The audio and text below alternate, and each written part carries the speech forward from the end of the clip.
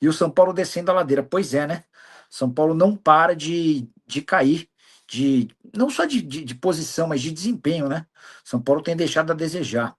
O Levi Souza, Banco Inter ou BYD, quem está mais próximo de estampar os name rights do Morumbi?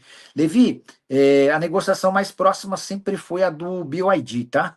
Montadora de carros elétricos chinesa. No ano passado eles quase fecharam, acabaram recuando por conta de todos os escândalos envolvendo o camarote. Nesse ano as tratativas foram retomadas.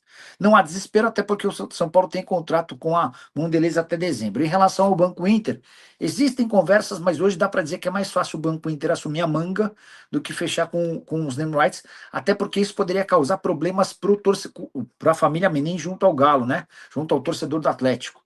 O Rafael e o Rubens Menin, que são donos da Arena MRV, perdão, são donos da MRV e são os principais acionistas do Galo, eles compraram os name rights do estádio do Galo, né? E o acordo de 6 milhões de reais com reajuste está pagando algo na casa dos 8,5, 9 milhões de reais por temporada. Imagina se eles compram os name rights do estádio do São Paulo e pagam 60 milhões de reais. Isso certamente iria repercutir muito mal entre torcedores atleticanos. Alexandre Souza, fala Nicola. Fala do Tricolor, time que tem mais torcedores do teu canal. Alexandre, bora falar sobre o São Paulo. O Tricolor chegou a 8 partidas sem vencer. Sequência de 5 empates e 3 derrotas. Dorival está muito preocupado com o time e ele acha que a solução vem no segundo semestre com a recuperação de jogadores machucados, cansados e também com reforços, tá? A diretoria de São Paulo prometeu buscar pelo menos 4 contratações na janela da metade do ano. O Emerson Faria, Nicola, algum zagueiro no São Paulo? Então, São Paulo não vai contratar um, mas sim 2 zagueiros, né? Com a situação do Arboleda que vai ser negociado e com a rescisão do Dória, há necessidade de contratação. O ponto é, o São Paulo não tem grana, tá? E vai tentar jogadores gratuitos. Você tem uma lista com Juan Jesus, Léo Duarte, Juan Jesus, Léo Duarte, Wellington, quem mais? Pablo Mari, Lucas Fesson. O Fesson, inclusive, era jogador do São Paulo da base, vocês vão lembrar dele. Ele era da base do São Paulo e ele faz um movimento meio esquisito para jogar no Atlético Paranaense. Saiu pela porta dos fundos do São Paulo. Acho que isso, inclusive, talvez dificultasse seu retorno, tá? O Thiago Maia vai vir para o São Paulo. A pergunta é do Levi Souza. O Thiago Maia é um dos muitos jogadores cujo contrato se encerra em dezembro, tá? Ele tem contrato no Inter. Eu não acredito numa negociação do São Paulo para metade do ano. O Leandro Pereira, Nicola, tem alguma novidade sobre Nino no São Paulo? Procede? Não, nenhuma chance. O Nino hoje, cara, ele vai custar no mínimo 12 milhões de euros, tá? No mínimo. O Zenit chegou a assinar com 15. Esquece. Não vai rolar, não. Nicola, depois desse jogo de ontem no São Paulo, eu parei. Tenho coisa mais importante para fazer do que passar raiva com um time fracassado. O futebol está falido, ruim, feio, sem vida, sem personalidade. Pois é, o futebol de São Paulo de fato não anda bem. São 8 rodadas seguidas sem vencer. Aqui é o link do vídeo dos 40 atletas desempregados, tá bom? O seu Roberto escreve assim, faz as contas aí. Tira os pontos que o Crespo ganhou com o São Paulo. Em que posição o São Paulo estaria? Estaria muito mal, né?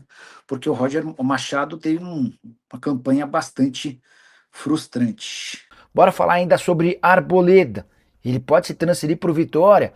Se você tem passado raiva com o seu time, que precisa de reforços, mas não tem dinheiro, esse vídeo pode ser a solução. Já podem assinar um pré-contrato para chegar sem nenhum custo. E fala também sobre uma multa mais barata, conseguida pelo São Paulo nas tratativas com o Roger Machado. Tem também uma novidade sobre artilheiro ignorado pelo futebol brasileiro e que segue fazendo sucesso na América do Sul. Falo sobre as últimas de mercado, bastidores, finanças, Montoro sendo oferecido para clubes brasileiros e muito mais. Fala aí pessoal, sou Jorge Nicola, bem-vindos a mais um vídeo do canal. Sempre bom ter vocês por aqui, sem perder tempo, pedir para deixar like, se inscrever no canal e ativar as notificações. E Montoro, jogador do Botafogo, tem sido oferecido para times do Brasil e do exterior. O meio atacante argentino de 19 anos de idade, que havia sido comprado no ano passado, segue com uma série de pendências. O Botafogo não pagou, por exemplo, aos seus empresários a comissão. O jogador também tem outras questões relacionadas a luvas pendentes. E diante desse cenário, os representantes do Montoro têm oferecido atleta para times no Brasil, na Argentina e na Europa. A expectativa do Botafogo é de que pinte alguma proposta superior aos 7 milhões e 900 mil euros investidos na temporada passada, quando da sua compra junto ao Vélez. Importante registrar que o Vélez também tem muito dinheiro atrasado a receber do Botafogo por conta dessa transferência. Só para completar, lembrar que o Montoro nessa temporada soma 28 jogos, 2 gols e 3 assistências. E Arboleda pode jogar no Vitória? Especulação das últimas horas dá conta de que o zagueiro equatoriano, que não fica no São Paulo, tem tratativas avançadas com o clube baiano. Confesso que achei a história estranha, até porque a matéria dizia que o Arboleda iria por empréstimo e que o Vitória teria ajuda do São Paulo com parte dos pagamentos. Entrei em contato com o Sérgio Papelin, que é o executivo de futebol do Vitória, e o Papelin garantiu que não há nenhuma chance desse negócio acontecer. Primeiro porque hoje o Arboleda tem pelo menos 10 sondagens de times do Sul e do Sudeste. Depois, porque o Vitória não poderia ser responsável por arcar com R$1 milhão por mês a que tem direito o Arboleda. O zagueiro ganha 700 mil mensais e tem direito a uma ajuda do São Paulo com pagamentos de dívidas no valor de outros 300 mil por mês. A tendência é que o Arboleda se mude para outro clube que não o Vitória. Importante registrar que o Leão, que hoje briga até numa posição intermediária da tabela de classificação, tem uma das menores folhas do futebol brasileiro. Só para completar sobre o tricolor, São Paulo mais uma vez tropeçou e ficou no empate 1-1 contra o Botafogo. Até saiu na frente no Morumbi com o gol do Luciano, mas levou empate na reta final da partida, com direito a mais críticas contra Rafael, e o 8º jogo seguido sem vitória. É o maior jejum de triunfos do São Paulo desde 2019. Na entrevista coletiva, Dorival Júnior falou em recuperar os lesionados, de olho no pós-Copa do Mundo. E o São Paulo conseguiu diminuir o preço da multa rescisória que será paga a Roger Machado. Pelo contrato, o treinador que ficou só 2 meses no tricolor teria direito a mais 3 meses de vencimentos. Como ele e sua comissão técnica ganhavam 800 mil mensais, a gente está falando de 2 milhões e 400 mil. Mas Rui Costa, que foi o grande responsável por contratar o Roger Machado, o convenceu a aceitar um valor menor. São Paulo não quis entrar em detalhes sobre quanto foi o desconto alcançado. O que eu consegui apurar é que cerca de 50% serão economizados, ou seja, Roger Machado vai faturar na casa de R$1 milhão e 200 mil.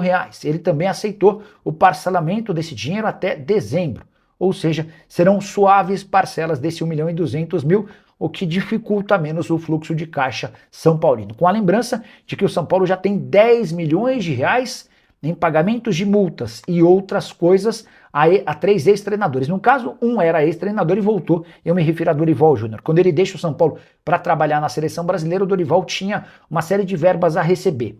Crespo e Zubeldia foram demitidos e também entraram nessa fila dos R$10 milhões.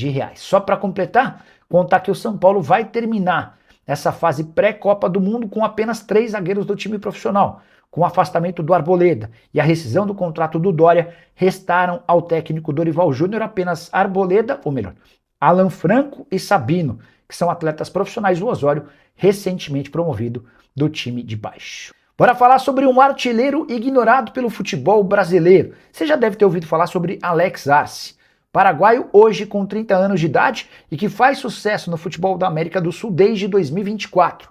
Naquela temporada, pela LDU, foram 35 gols e 3 assistências em 44 jogos. O empresário dele, que é um paraguaio que fala português, ofereceu Alex Arce para todos os clubes brasileiros. Mas ninguém teve coragem de investir cerca de 2,5 milhões de euros. Esse negócio acabou sendo fechado com o Independiente Rivadavia, time pequeno do futebol argentino, para sorte deles e azar dos clubes brasileiros. Nessa temporada, o Alex Arce soma 11 gols em 16 partidas com a camisa do time argentino. Ele é, inclusive, o artilheiro da Libertadores, são 8 gols marcados em apenas 5 jogos. Mostrando que, mais uma vez, a desconfiança pelo fato de o atleta ter surgido mais veterano, mais velho e sem muito lastro, não se justificou.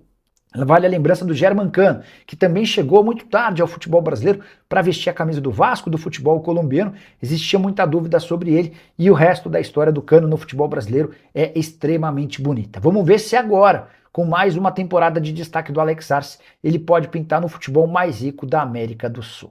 Bora começar o vídeo para contar sobre atletas que podem chegar de graça para o seu clube do coração. E essa relação com cerca de 30 jogadores foi dividida em 3 classes. Primeiro eu vou falar sobre desempregados. Depois sobre jogadores que ficam livres na metade do ano, mas são caros. Para completar, jogadores que ficam livres na metade do ano e que cabem no bolso do seu time do coração.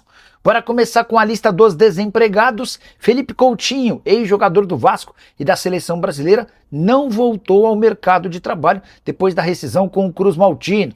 Você vai lembrar de um centroavante argentino chamado Van Barger. Centroavante fixo de camisa 9. Foi oferecido para alguns clubes brasileiros, não houve acerto e ele segue sem vínculo.